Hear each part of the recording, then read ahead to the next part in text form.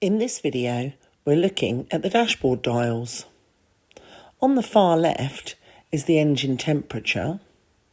Next on the left is the rev counter. The revs go up in thousands, so the 1 on the rev counter stands for 1000, then 2000, and so on. We have a digital speedo in the middle, which is easier to read than the traditional speedo on the right.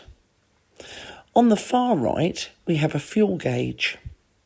If you look more closely at the fuel gauge, there's a little arrow to the left of the petrol pump picture.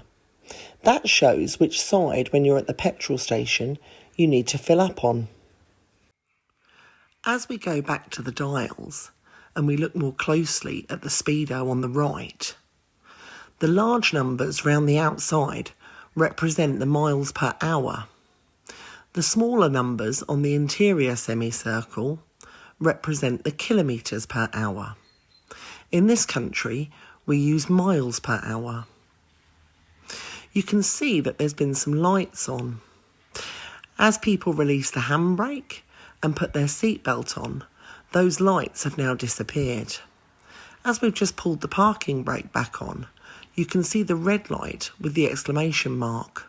Let's look at those lights again. So we've got the parking brake light, which is the exclamation mark with the circle round it. When you release the parking brake, that will go out. Then when you put your seat belt on, the other light will go out.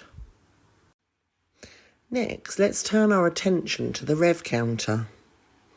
When you push the accelerator or the gas pedal, the needle will move above the 1. We've popped the parking brake back on to do this.